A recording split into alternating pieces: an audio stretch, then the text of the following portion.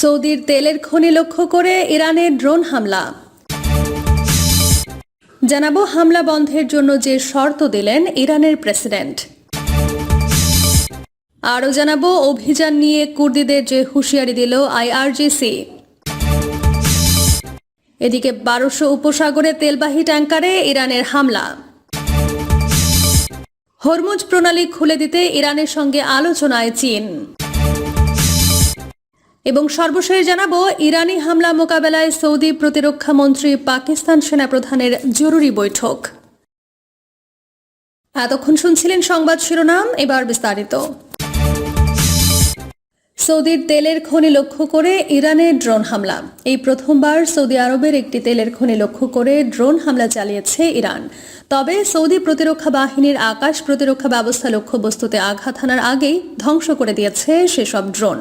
এছাড়া সৌদিতে অবস্থিত যুক্তরাষ্ট্রের বিমান ঘাঁটি প্রিন্স সুলতান এয়ারবেস লক্ষ্য করে ব্যালিস্টিক ক্ষেপণাস্ত্র ছুড়েছে ইরান। এয়ার ডিফেন্স সিস্টেমের মাধ্যমে সেটিও ধ্বংস করা হয়েছে। গতকাল শুক্রবার রাতে সামাজিক যোগাযোগ মাধ্যম এক্সে পোস্ট করা এক বার্তায় সৌদির প্রতিরক্ষা মন্ত্রণালয়ের পক্ষ থেকে বলা হয়েছে, সায়বা খনি লক্ষ্য করে ড্রোন হামলা করা হয়েছিল, সেই হামলা ব্যর্থ করে দেওয়া হয়েছে। 6টি ড্রোন ধ্বংস করা হয়েছে। এছাড়া প্রিন্স সুলতান বিমান ঘাঁটি লক্ষ্য করে ধেয়ে আসা একটি ব্যালিস্টিক ক্ষেপণাস্ত্রও ধ্বংস করা হয়েছে। ইরানের পরমাণু প্রকল্প নিয়ে গত 6 ফেব্রুয়ারি থেকে 27 ফেব্রুয়ারি পর্যন্ত 21 দিন ধরে সংলাপ চলে তেহরান এবং ওয়াশিংটনের মধ্যে। 27 ফেব্রুয়ারি কোনো প্রকার সমঝোতা চুক্তি ছাড়াই শেষ হয় সেই সংলাপ। আর পরের দিন 28 ফেব্রুয়ারি ইরানে অপারেশন এপিক ফিউরি শুরু করে যুক্তরাষ্ট্রের সামরিক বাহিনী। ওয়াশিংটনের সঙ্গে তাল মিলিয়ে একই সময়ে ইরানের সামরিক অভিযান অপারেশন রোয়ারিং লায়ন শুরু করে ইসরায়েলও। হামলার পাল্টা জবাব হিসেবে ইসরায়েল ও মধ্যপ্রাচ্যের মার্কিন সেনা ঘাঁটিগুলোতেও দফায় দফায় ড্রোন ক্ষেপণাস্ত্র নিক্ষেপ করছে ইরান। হামলা বন্ধের জন্য যে শর্ত দিলেন ইরানের প্রেসিডেন্ট মাসুদ পেজেশকিয়ান বলেছেন, যদি মধ্যপ্রাচ্যের মার্কিন সেনা ঘাঁটিগুলো থেকে আক্রমণ আসা বন্ধ হয় তাহলে ইরানও হামলা বন্ধ করবে। আজ শনিবার টেলিভিশনে সম্প্রচারিত এক ভাষণে এই ঘোষণা দিয়েছেন তিনি। ভাষণে প্রেসিডেন্ট পেজেশকিয়ান বলেন, গত কয়েকদিনে যেসব প্রতিবেশী দেশে ইরান হামলা করেছে তাদের কাছে আমি ক্ষমা প্রার্থী, কিন্তু আমাদের সামনে আর কোনো পথ নেই, কারণ ইরানের জনগণ কখনো যুক্তরাষ্ট্র ও ইসরায়েলের কাছে মাথা নত করবে না এবং স্বাধীনতার সার্বভৌমত্ব, আত্মমর্যাদা ও জাতীয় স্বার্থে কখনো আপোষ করবে না। শত্রুরা চায় ইরানের জনগণ আত্মসমর্পণ করুক, কিন্তু তা কখনো ঘটবে না এবং এই আকাঙ্ক্ষা নিয়ে শত্রুরা কবরে যাবে। তবে ইরানের অস্থায়ী নিরাপত্তা পরিষদ এই সিদ্ধান্তে উপনীত হয়েছে যে প্রতিবেশী দেশগুলো থেকে যদি ইরান হামলা বন্ধ হয় তাহলে ইরানও পাল্টা হামলা বন্ধ করবে। ইরানের পরমাণু প্রকল্প নিয়ে গত 6 ফেব্রুয়ারি থেকে 27 ফেব্রুয়ারি পর্যন্ত 21 দিন ধরে সংলাপ চলে তেহরান এবং ওয়াশিংটনের মধ্যে। 27 ফেব্রুয়ারি কোনো প্রকার সমঝোতা চুক্তি ছাড়াই শেষ হয় সেই সংলাপ। তার পরের দিন 28 ফেব্রুয়ারি ইরানে অপারেশন এপিক ফিউরি শুরু করে যুক্তরাষ্ট্রের সামরিক বাহিনী। ওয়াশিংটনের সঙ্গে তাল মিলিয়ে একই সময়ে ইরানের সামরিক অভিযান অপারেশন রোয়ারিং লায়ন শুরু করে ইসরায়েলও। হামলার পাল্টা জবাব হিসেবে ইসরায়েল ও মধ্যপ্রাচ্যের মার্কিন সেনা ঘাঁটিগুলোতে দফায় দফায় ড্রোন ক্ষেপণাস্ত্র নিক্ষেপ করেছে ইরান। এতে মধ্যপ্রাচ্যের দেশগুলো ক্ষয়ক্ষতির শিকার হচ্ছে বলেও জানা গেছে। তবে এখন পর্যন্ত মধ্যপ্রাচ্যের কোনো দেশের সঙ্গে ইরানের সরাসরি যুদ্ধ বাঁধেনি।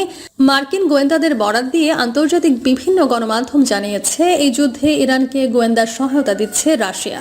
মধ্যপ্রাচ্যের কোথায় কোথায় মার্কিন সামরিক ঘাঁটি আছে সেসব ঘাটে সেনার সংখ্যা, অস্ত্র, যুদ্ধবিমান ও যুদ্ধজাহাজ সম্পর্কিত গুরুত্বপূর্ণ তথ্যগুলো বিভিন্ন গোয়েন্দা চ্যানেলে তেহরানকে জানাচ্ছে মস্কো। গত 28 ফেব্রুয়ারি যুদ্ধের প্রথম দিনে নিহত হয়েছিলেন ইরানের সর্বোচ্চ ধর্মীয় নেতা আয়াতুল্লাহ আলী খামেনি। তিনি নিহত হওয়ার 3 সদস্য বিশিষ্ট অস্থায়ী নেতৃত্ব পরিষদ গঠিত হয়েছে ইরানে। সেই পরিষদের প্রধান হিসেবে আছেন প্রেসিডেন্ট পেজেশকিয়ান। অপর দুজন ইরানের বিচার বিভাগের প্রধান গোলাম হোসেন মোহসেনি এজেই এবং ইরানের প্রভাবশালী সংস্থা গার্ডিয়ান কাউন্সিলের একজন জ্যেষ্ঠ সদস্য। অভিযান নিয়ে কুর্দিদের যে হুঁশিয়ারি দিল আইআরজিসি। ইরানের ইসলামিক রেভলিউশনারি গার্ড কর্পস জানিয়েছে, তারা শনিবার সকালে ইরাকের কুর্দি অধ্যুষিত স্বায়ত্তশাসিত অঞ্চলে কুর্দিদের 3টি অবস্থান লক্ষ্য করে হামলা চালিয়েছে। তাসনিম বার্তা সংস্থায় প্রকাশিত আইআরজিসির এক বিবৃতিতে বলা হয়েছে, যদি এই অঞ্চলে বিচ্ছিন্নতাবাদী গোষ্ঠীগুলো ইরানের আঞ্চলিক অখণ্ডতার বিরুদ্ধে কোনো পদক্ষেপ নেয় তাহলে তাদের ধ্বংস করে দেওয়া হবে। এদিকে ইরাক ভিত্তিক ইরানি কুর্দি সশস্ত্র গোষ্ঠী খাবাত অর্গানাইজেশনের সেক্রেটারি জেনারেল বাবা শেখ হোসাইনি জানিয়েছেন, ইরানে একটি স্থল অভিযান পরিচালনার জোরালো সম্ভাবনা রয়েছে। আল জাজিরাকে দেওয়া এক সাক্ষাৎকারে তিনি নিশ্চিত করেছেন যে বর্তমানে কোনো আক্রমণাত্মক অভিযান না চললেও দীর্ঘ সময় ধরে এর পরিকল্পনা করা হচ্ছে। হোসাইনি মনে করেন, বর্তমান পরিস্থিতি অভিযানের জন্য অত্যন্ত অনুকূল এবং শিগগিরই তারা এই পথে হাঁটতে পারেন। হোসেনি আরও জানান, মার্কিন যুক্তরাষ্ট্র বিভিন্ন মধ্যস্থতাকারী এবং কুর্দি চ্যানেলের মাধ্যমে তাদের সাথে যোগাযোগ রক্ষা করছে। যদিও এখন পর্যন্ত কোনো সরাসরি বৈঠক হয়নি, তবে ওয়াশিংটন বর্তমান ইরানি শাসন ব্যবস্থা মোকাবেলা এবং ভবিষ্যতে সম্ভাব্য সহযোগিতার বিষয়ে তাদের মতামত জানতে চেয়েছে। তিনি উল্লেখ করেন, এই যোগাযোগগুলো মূলত কুর্দি প্রতিনিধিদের মাধ্যমে সম্পন্ন হয়েছে এবং কোনো চূড়ান্ত সিদ্ধান্ত নেওয়ার আগে তারা পরিস্থিতি পর্যবেক্ষণ করছেন।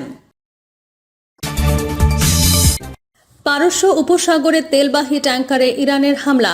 নিষেধাজ্ঞা সত্ত্বেও যাতায়াতের রুট হিসেবে হরমুজ প্রণালীকে ব্যবহার করায় পারস্য উপসাগরে একটি তেলবাহী ট্যাঙ্কার জাহাজে ড্রোন হামলা করেছে ইরানের প্রতিরক্ষা বাহিনীর অভিজাত শাখা ইসলামিক রেভলিউশনারি গার্ড কর্পস।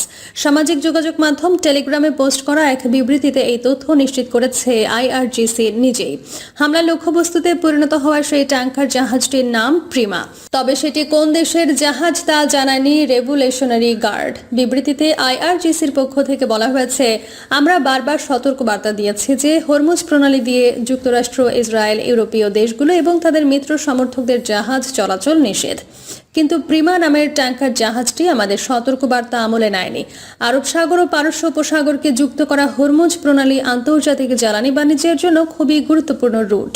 প্রতিদিন বিশ্বে যত তেল ও তরল গ্যাসবাহী জাহাজ চলাচল করে সেসবের 20% এই রুট ব্যবহার করে। হরমুজ প্রণালীকে জ্বালানির বৈশ্বিক দরজাও বলা হয়, কারণ মধ্যপ্রাচ্যের তেল উৎপাদনকারী দেশগুলো এই পথ ব্যবহার করেই তাদের তেল রপ্তানি করে। হরমুজ না থাকলে মধ্যপ্রাচ্যের তেল সহজে পশ্চিমা বিশ্বে সরবরাহ করা যেত না।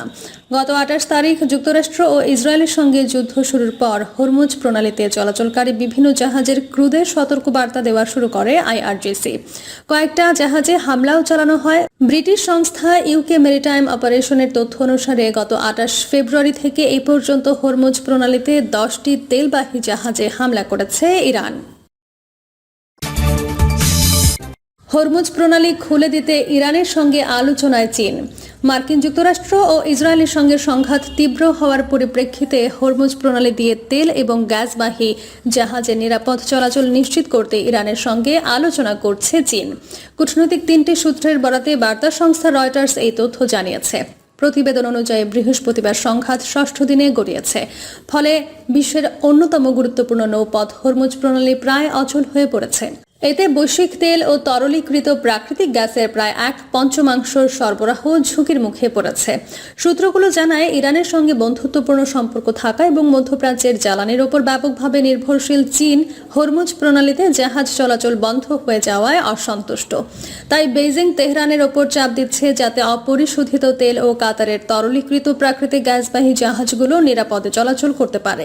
বিশ্বের দ্বিতীয় বৃহত্তম অর্থনীতি চীন তাদের মোট তেল আমদানির প্রায় 45% হরমুজ প্রণালী দিয়ে পেয়ে থাকে।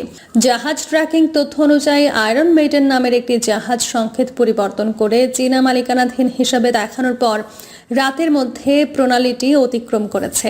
তবে বৈশ্বিক বাজারে স্থিতিশীলতা আনতে আরও অনেক জাহাজের চলাচল প্রয়োজন বলে মনে করা হচ্ছে। সংঘাত শুরুর পর থেকে অপরিশোধিত তেলের দাম ইতোমধ্যে 15% বেশি বেড়েছে। ইরান উপসাগরীয় অঞ্চলের জ্বালানি স্থাপনা ও হরমুজ প্রণালী অতিক্রমকারী জাহাজে হামলা চালানোর কারণে উৎপাদন ব্যাহত হওয়ায় এই মূল্য বৃদ্ধি হয়েছে বলে জানা গেছে। এদিকে ইরানের ছোড়া ক্ষেপণাস্ত্র সাইপ্রাস, আজারবাইজান ও তুরস্ক পর্যন্ত পৌঁছেছে বলে খবর পাওয়া গেছে। এতে বৈশ্বিক বাজারে অস্থিরতা তৈরি হয়েছে এবং বড় অর্থনীতিগুলো মুদ্রাস্ফীতির ঝুঁকি নিয়ে সতর্কবার্তা দিয়েছে। দুবাই ভিত্তিক আল খালিজ সুগারের ব্যবস্থাপনা পরিচালক জামাল আল ঘুরায়ের রয়টার্সকে জানিয়েছেন, কিছু চীনি বহনকারী জাহাজকে প্রণালী দিয়ে যেতে দেওয়া হলেও অন্যগুলোকে যেতে দেওয়া হচ্ছে না। এর আগে ইরান সরকার জানিয়েছিল, যুক্তরাষ্ট্র, ইসরায়েল, ইউরোপীয় দেশ কিংবা তাদের মিত্রদের কোনো জাহাজকে হরমুজ প্রণালী দিয়ে চলাচল করতে দেওয়া হবে না। তবে সেই ঘোষণায় চীনের বিষয়ে কিছু বলা হয়নি। প্রিয় দর্শক, এই ছিল এখনকার সর্বশেষ সংবাদ। আপডেট সব সংবাদ পেতে চ্যানেলটি সাবস্ক্রাইব করে বেল আইকনটি ক্লিক করে রাখুন।